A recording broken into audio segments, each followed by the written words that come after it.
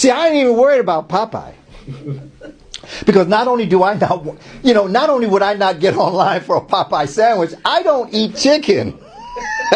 So first of all, even if you said I would never go there, I would rather have the chicken in Crack Donald or Murder King or they have really good sandwiches. They have chicken sandwiches in Haunted Castle, and sometimes I even go to Sunken Donuts. But hey, listen, I tell you, leave that chicken alone. You better get back to where you got to go, because you don't even know how old that chicken is. And that beef you be eating, you don't know how old that cow could have been born when your mama was born. And they froze that bad boy up all those years, and you don't even know.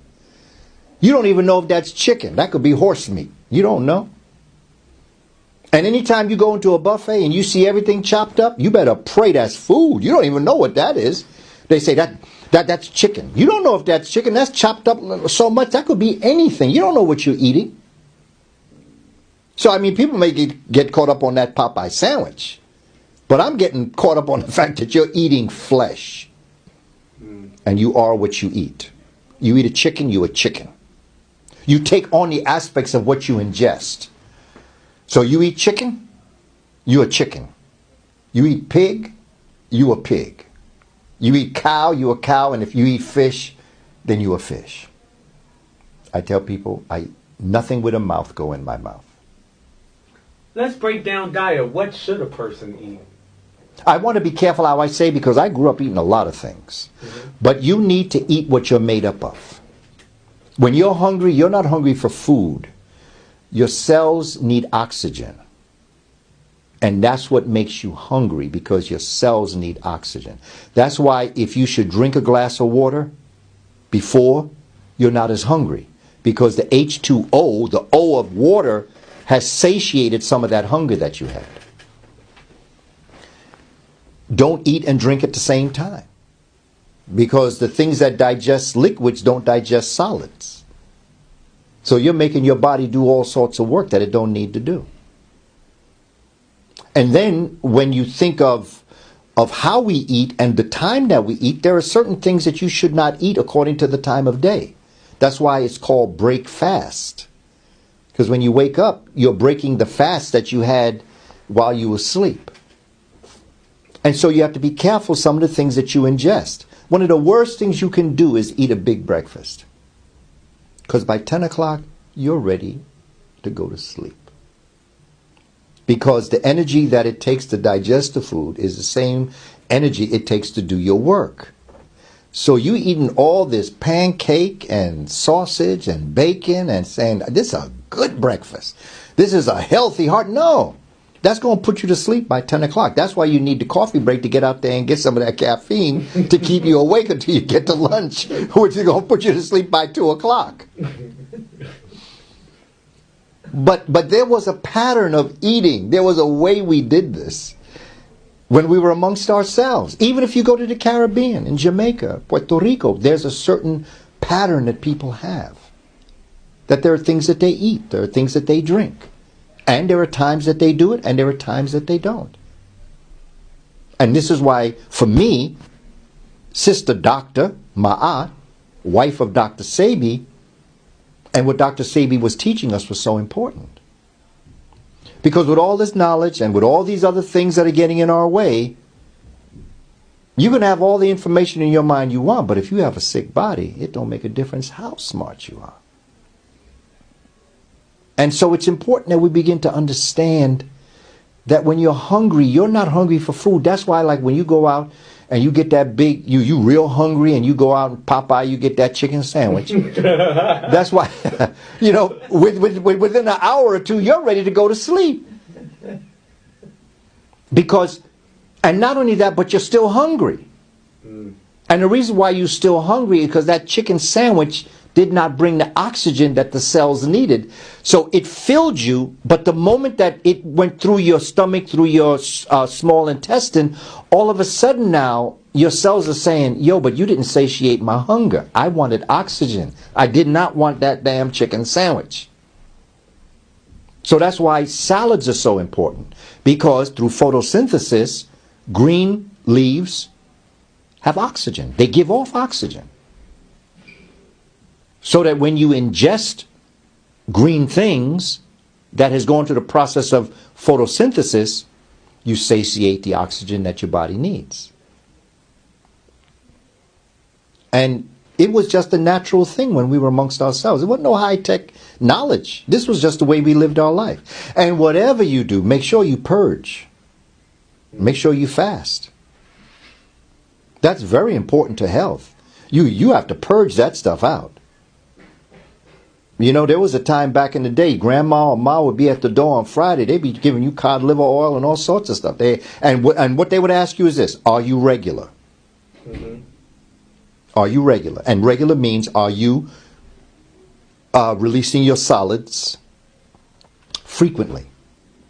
Queen Afua tells us that according to how many meals you eat a day is how many times you should be sitting on the stool. So if you eat 3 meals a day, you ought to be defecating 3 times a day. If you eat 1 meal a day, you should be defecating 1 time a day. But if you ain't purging every day and you eating, you have a problem.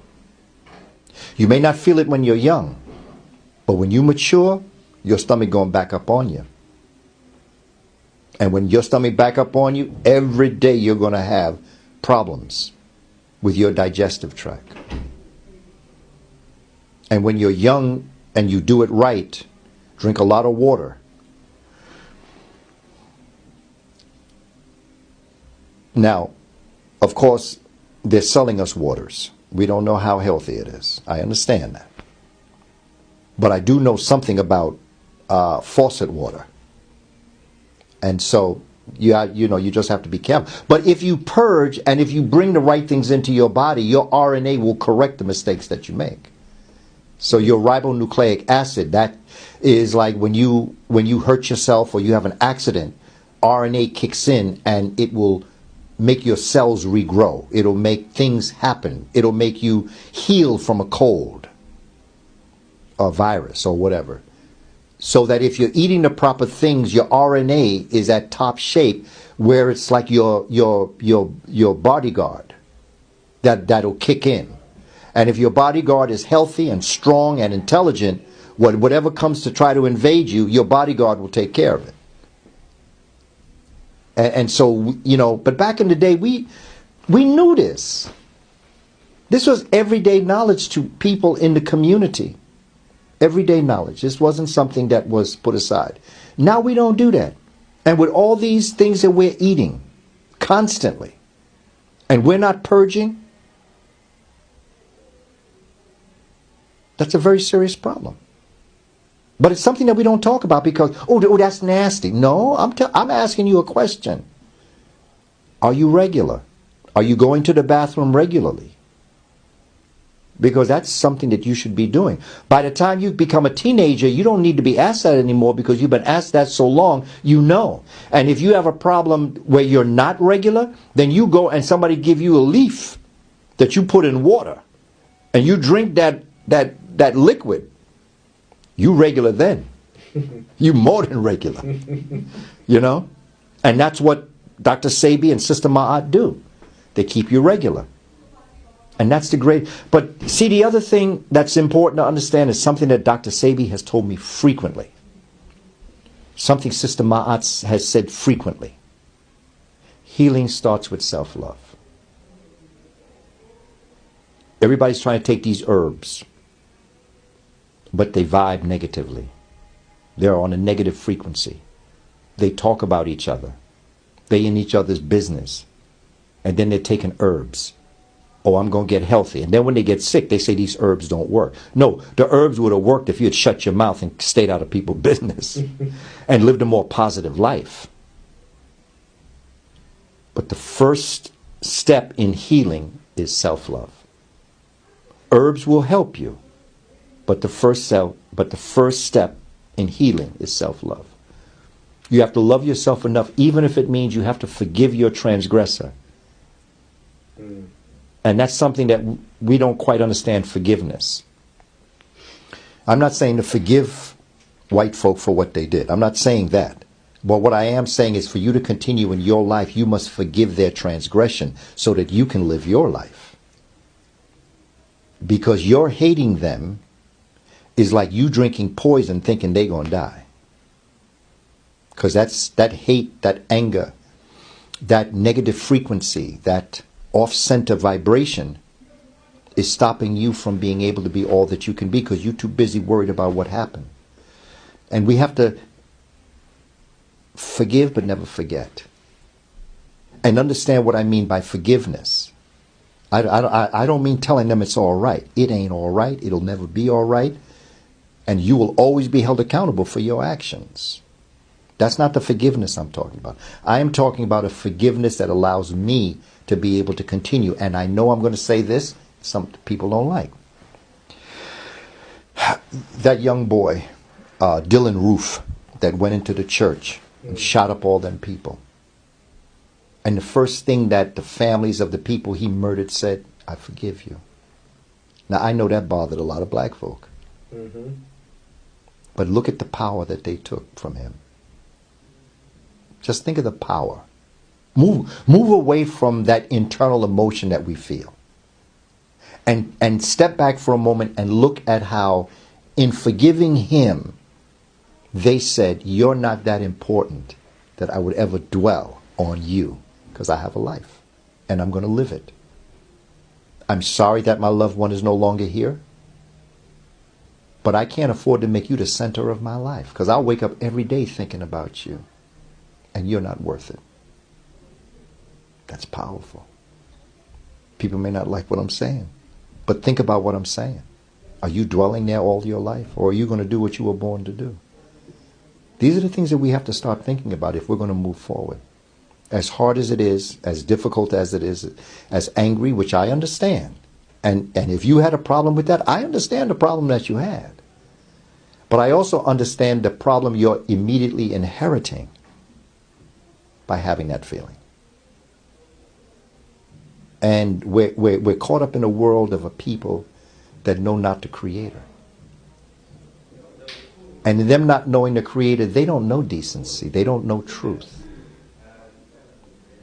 They live in a world that is xenophobic, fear of everything other than themselves, and quite frankly, they hate themselves.